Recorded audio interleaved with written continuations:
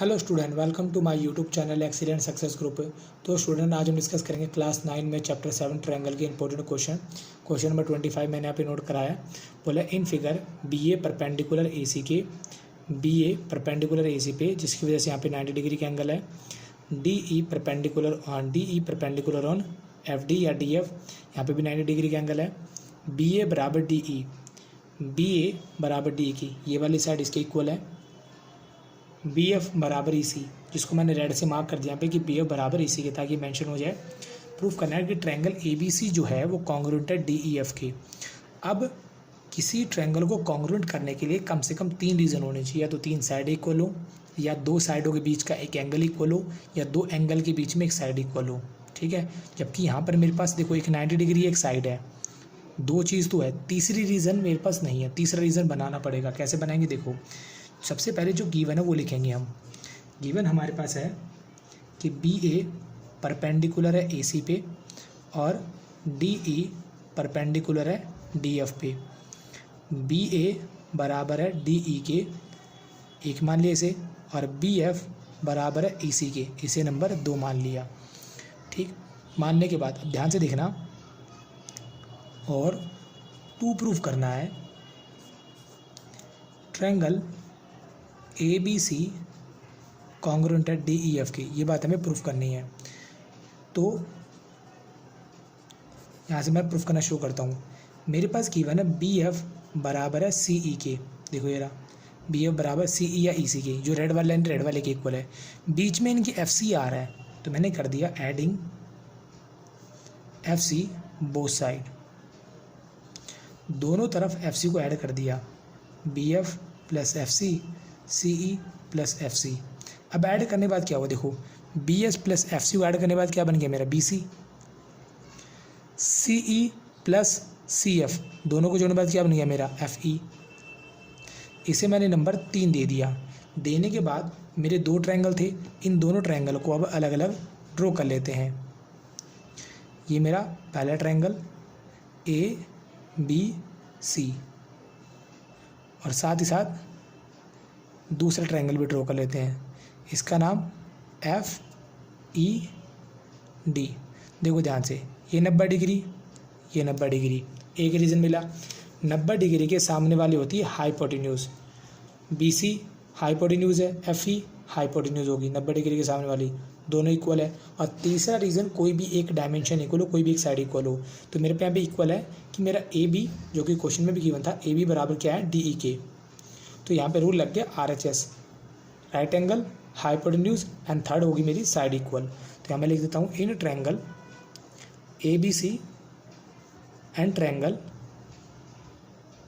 D E F, दोनों ले लिया। Angle B A C, angle F D E, दोनों कितने डिग्री के हैं? 90 डिग्री के। एक रीज़न, बी सी बराबर एफ ई के, जिसको मैंने अभी भी ऊपर प्रूफ किया था, फ्रॉम 3। दूसरा हो गया। तीसरा रीज़न, ए बी इक्वल है डी ई के। ये तो क्वेश्चन मेरे पास गिवन था। तो पहले राइट एंगल आया, फिर हाइपोटेन्यूज आई, और फिर मेरी कौन आई? Side I. इस रूल से triangle A B C congruent होगा डी ई एफ के by R H S congruency criterion के थ्रू। ये मुझे प्रूफ करना था, जो मैंने प्रूफ यहाँ पे कर दिया है। तो मेरा क्वेश्चन नंबर 25 यहाँ पे कंप्लीट होता है। अब डिस्कस करेंगे क्वेश्चन नंबर 26। तो क्वेश्चन नंबर 26 मैंने ऑलरेडी यहाँ पे नोट किया हुआ है। क्वेश्चन नंबर 26 को डिस्कस करते हैं। बोला कि D is any point on side A C of triangle A B C with A B is equal to A C. कोई ट्रायंगल है मेरा, मान लो ये ट्रायंगल हो गया ए बी सी, जिसमें ए बी इक्वल है ए सी के।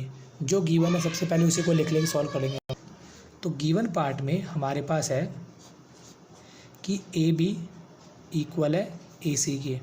ठीक, अगर किसी ट्रायंगल में 2 साइडें इक्वल होती हैं तो उनके अपोजिट एंगल क्या होते हैं? इक्वल। तो एंगल बी मैंने 1 मान लिया, एंगल 2 से मान लिया, तो मेरा एंगल 1 बराबर होगा एंगल 2 के, और रीजन में हो जाएगा opposite angle 2 equal side are equal. ठीक, इसे नंबर मैंने 1 मान लिया। ये तो मेरा हो गया गिवन पार्ट। अब हमें प्रूफ करना है, टू प्रूव कि मेरा जो सी डी है वो लेस देन है बी डी से। और यहाँ पर एक बात और बोली गई थी, डी कोई पॉइंट है ए सी पर बना हुआ, डी पॉइंट है कोई ए सी पे बना हुआ। तो मान लो डी पॉइंट यहाँ हो गया, कुछ इस तरीके से बना हुआ डी पॉइंट मेरा। ठीक, अब हमें प्रूफ करना है। देखो ये मेरा जो पूरा एंगल है सी बी ए, इसे मैंने पूरे को क्या माना हुआ है, एंगल नंबर 1 माना हुआ है। ठीक है, मैं आपको समझाने के लिए इस जो छोटे वाले एंगल है इसे एंगल नंबर 3 मान लेता हूँ ताकि आपको समझने में ज़्यादा आसानी हो। ठीक है, इसे एंगल नंबर 3 मान लिया। अब एक सिंपल सा कंसेप्ट है, देखो ये पूरा एंगल है सी बी ए।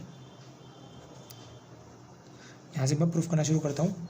जो मेरा पूरा एंगल 1 है, ठीक है, ये बड़ा होगा किससे, एंगल 3 से, क्योंकि देखो एंगल 1 तो ये पूरा है, एंगल 3 छोटा सा है, जाहिर सी बात है। 1 तो बड़ा हुआ, ये पूरा एंगल ए बी सी, और 3 का एक छोटा सा हिस्सा, इसी का हिस्सा है ये सी बी डी, तो इससे बड़ा ही होगा 3 से। तो ये ठीक, हमारे पास गिवन है कि एंगल 1 बराबर इसी एंगल 2 के, तो मैंने लिखा यूजिंग 1, मैंने 1 की जगह लिख दिया एंगल 2। एंगल 2 बड़ा है एंगल 3 से, एंगल 2 बड़ा है एंगल 3 से। तो इसको अगर मैं फिगर के अंदर देखूं तो कैसा बनेगा, ये डी बी सी दोबारा से बनाया मैंने, ये मेरा एंगल 2, ये मेरा एंगल 3। अब बड़े एंगल की जो सामने वाली साइड होती है हमेशा क्या होती है, बड़ी होती है। तो एंगल 2 के सामने वाली साइड कौन है, बी डी, बी डी बड़ी होगी किससे, एंगल 3 तो छोटा है, तो छोटे एंगल की सामने वाली साइड कौन होगी, छोटी। बी डी बड़ा होकर सी डी क्या होगा, छोटा होगा। ठीक है, रीजन में क्या लिख दूंगा मैं, side opposite to greater angle is longer. ठीक है, यानी बड़े एंगल के सामने वाली साइड क्या रहती है, बड़ी रहती है। और ये मैं क्या करना था, प्रूफ करना था कि बी डी बड़ा है सी डी से। ठीक है, ये मैंने प्रूव कर दिया है। ये क्वेश्चन मेरा 26 यहाँ पे कंप्लीट होता है। तो अब डिस्कस करेंगे क्वेश्चन नंबर 27। क्वेश्चन नंबर 27 बोला गया, इन अ फिगर एल पैरेलल है एम के, ये जो मेरी लाइन है पैरेलल है एम के, and M is the mid point of line segment A B. M जो है मिड पॉइंट है किसका, ए बी का। अगर मिड पॉइंट है तो जितना मेरा ए एम होगा उतना ही मेरा बी एम होगा। Show that M is also mid point of the any line segment C D. Proof करना है कि जो एम है वो सी डी का भी मिड पॉइंट है, having its end point L M respectively, जिनके एंड एल एम पे टच होते हैं। ठीक है, तो मेरे पास जो गिवन पार्ट है सबसे पहले उसे लिखेंगे। सबसे बड़ी इन्फॉर्मेशन मेरे पास ये है कि एल पैरेलल है एम के। ठीक, दोनों लाइनें क्या पैरेलल है, और क्या गिवन है, M is mid point of A B. अगर इसका मिड पॉइंट है तो जिसका मतलब होगा जितना मेरा ए एम उतना मेरा बी एम, इसे नंबर 1 मान लिया। 2 प्रूफ करना है कि एम सी डी का भी मिड पॉइंट है, M is also mid point of C D. अगर इसका मिड पॉइंट है तो मुझे प्रूफ करना पड़ेगा कि जितना मेरा सी एम उतना मेरा कौन होगा, डी एम होगा। ये मुझे प्रूफ करना पड़ेगा। तो इसे प्रूफ करने के लिए मैंने 2 ट्रायंगल लिए, ट्रायंगल ए एम सी और बी एम डी।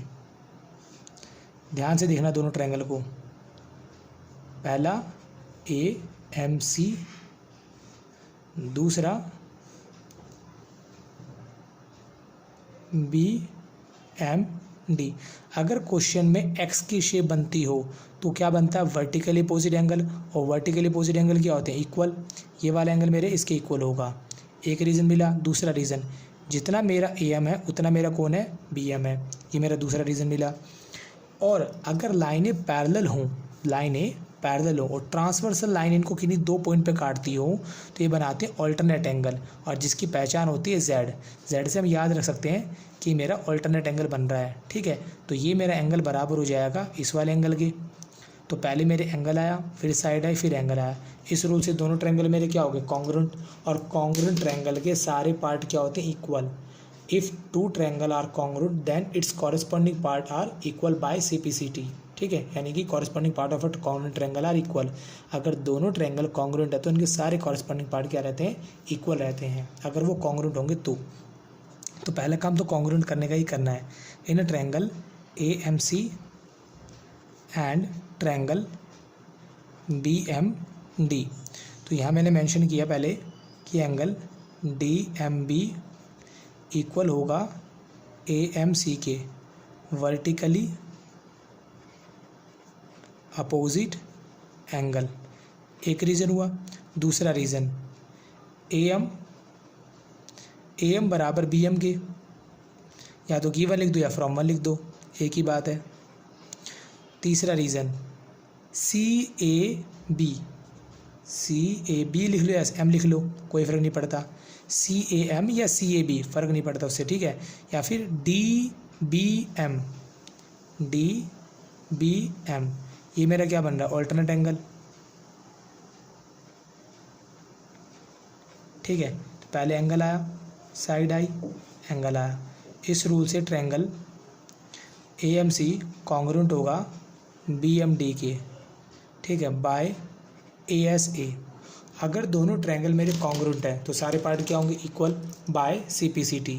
इस वजह से जितना मेरा CM होगा उतना ही मेरा कौन होगा, DM होगा। CM बराबर DM के बाय CPCT, ठीक है। इस रूल से मेरे को ये प्रूफ करना था कि CM बराबर DM के, ये मैंने प्रूफ कर दिया है। और इसी के साथ मेरा क्वेश्चन नंबर 27 यहाँ पे कंप्लीट होता है। उम्मीद करता हूँ स्टूडेंट आपको क्वेश्चन समझ में आ गया होगा। अगर आपको वीडियो अच्छी लगी हो तो वीडियो को लाइक करें, शेयर करें, कमेंट करें और इस चैनल को जरूर सब्सक्राइब कर लें, ठीक है। मिलते अगली वीडियो में। Okay, bye bye, thank you.